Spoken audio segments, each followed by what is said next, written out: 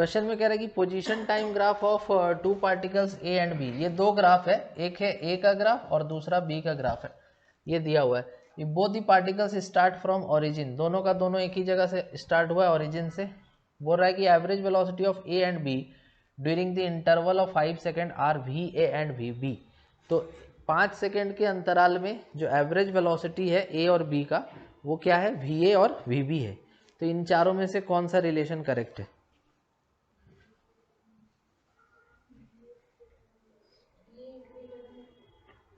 इन चारों में से कौन सा रिलेशन करेक्ट है?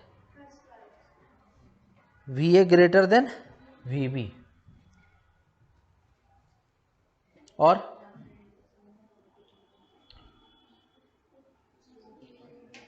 बताइए। देखो अगर हम एवरेज वेलोसिटी का अगर हम यहाँ पर तुमसे पूछे कि what is the formula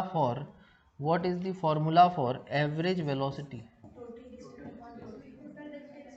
average velocity is equal to total displacement by total time, है ना। Total displacement by total time.